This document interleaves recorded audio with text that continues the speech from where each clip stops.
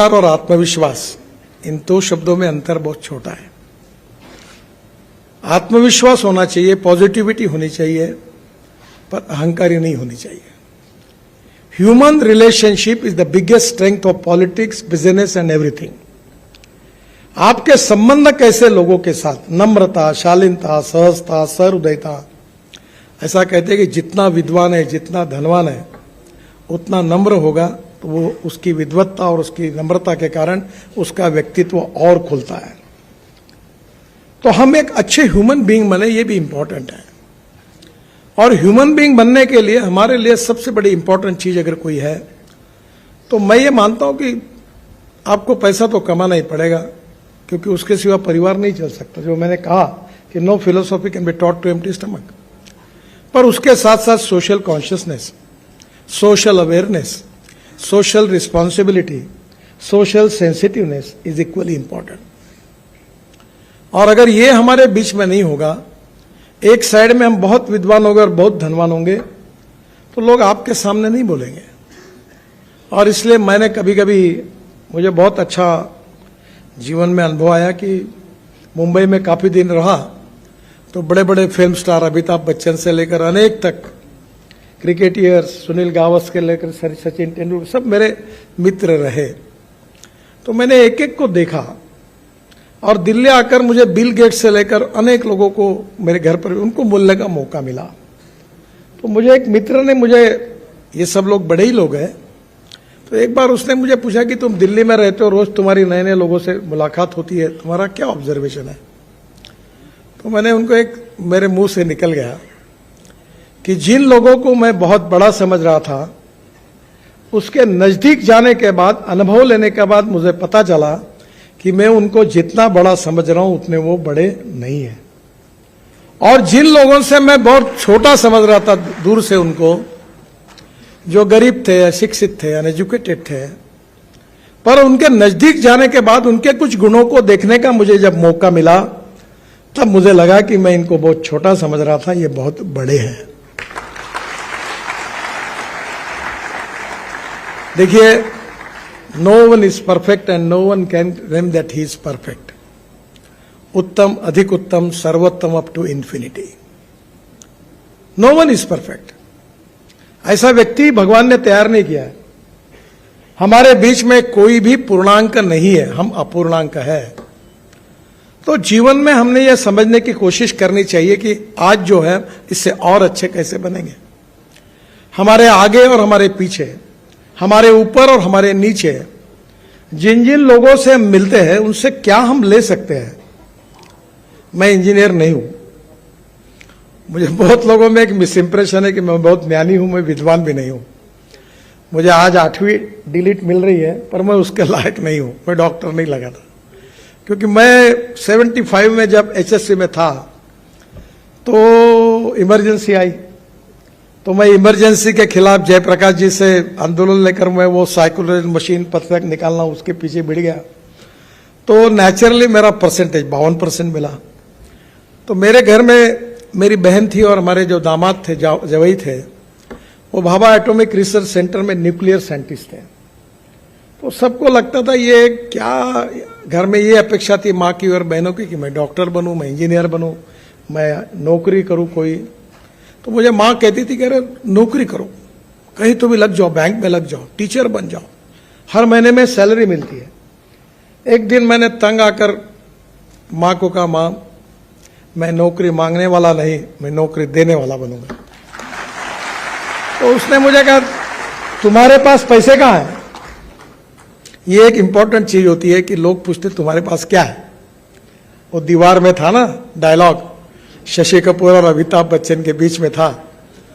तो शशि कपूर को अमिताभ बच्चन बोलता है कि मेरे पास बिल्डिंग है, गाड़ी है, कार है, ये है, वो है, तुम्हारे पास क्या है? तो शशि कपूर बड़े इससे इमोशनली कहता है मेरे पास माँ है। वैसे मैंने उनको माँ को वैसे ही कहा। उस समय दीवार, मैं भी अमिताभ बच्चन को परसों दिन भर साथ थे, तो मैं उनको कह रहा था कि आपका जंजीर की फाइट, मैं उस समय 3rd क्लास में पिक्चर देखता था, यानी उस कैटेगरी में था कि सिनेमा सामने से और नाटक पीछे से। तो मैं बोला, अमिताभ जी, वो जंजीर में प्राण के साथ आपकी फ्लाइट अभी भी भूला नहीं हूं, और थर्ड क्लास में बैठकर सीटियां बजा बजा कर एंजॉय करते थे, क्या मजा आती थी। दीवार और जंजीर की बात कर रहा था, हमारा दिन भर शूटिंग था। तो उन्होंने कहा, नितिन जी, मेरी एक फिल्म अच्छी चल जाती है तो लोग 6 महीने याद रखते हैं, और गाने अच्छे होते हैं तो साल भर याद रखते हैं, पर हम मुंबई कर आपको जीवन भर याद रखेंगे, क्योंकि रोज घर से निकलते तो फ्लाईओवर के कारण, वर्ली बांद्रा के कारण, मुंबई पुणे एक्सप्रेस हमारे रोज समय बचता है, नहीं तो हमारी हालत खराब हो जाती थी।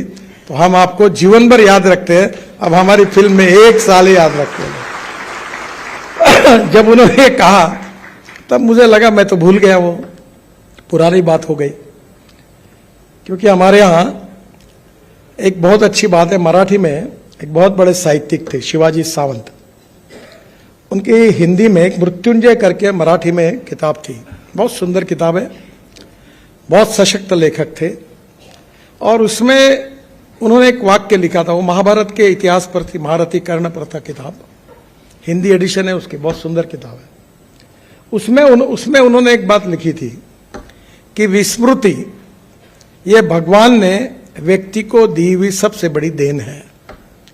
जब मैंने उसको पढ़ा तो मुझे वो बात इतनी जज गई कि मैंने ये तय किया कि आप कोई काम करना है तो उसको भूल जाओ। और मेरी माँ अक्सर कहती थी, अगर किसी के लिए कुछ मदद करना है तो मदद जिस क्षण में करते हो उस समय भूल जाओ, बताओ मत किसी को। तो मैं तो भूल गया हूं, पर अपना जो कार्य होता है वो लोग याद रखते हैं। आप आर्टिफिशियली कितना भी करो, कितने पोस्टर लगाओ, बैनर लगाओ, कुछ नहीं होता। If you deserve for it you will get it. अगर आप में क्षमता होगी तो निश्चित रूप से वो आपको मिलता ही है। अच्छा, मैंने ने, आप तो साइंटिफिकली आर्किमिडीज ने भी कहा है कि पानी में कोई भी चीज डुबाओ, जितना वजन होगा उतना ही पानी ऊपर आएगा। तो तुम अगर जेब में कोई वजन लेके बैठोगे तो शायद वजन थोड़ा ऊपर हो जाएगा, पर नियम यही है कि if you deserve for it you will get it. तो दौड़ो मत किसी के पीछे। Respect should not be demanded, it should be commanded. If you deserve for it you will get it, आपको मिलेगा।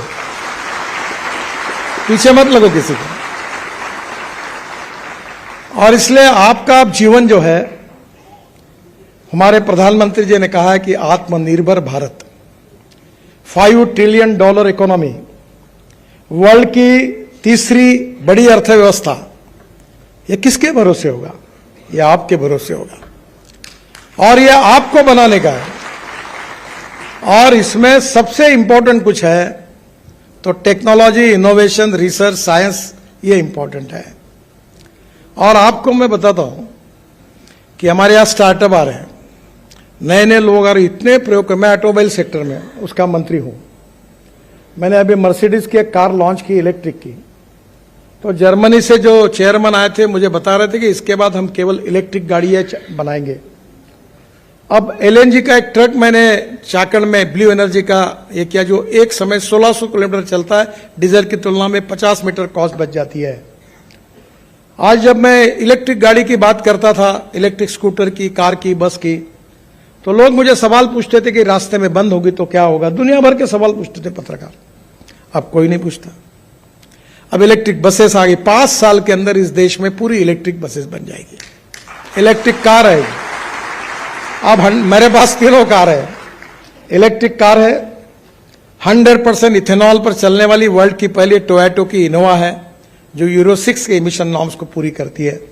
अगर पेट्रोल की तुलना में अगर उसका हिसाब लगाएंगे तो गाड़ी बिजली भी तैयार करती है, तो 25 रुपए लीटर पेट्रोल का भाव आता है। बहुत सुंदर है। हाइड्रोजन की कार है।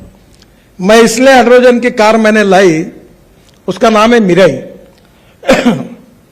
उसकी एक कहानी है। मैं जब ये टीवी इंटरव्यू में, आजकल मैं तो नहीं सुनता मेरे इंटरव्यू, पर मुझे यूट्यूब से 2.5 से 3 लाख रुपए महीना मिलता है, इसका मतलब लोग बहुत सुनते हैं।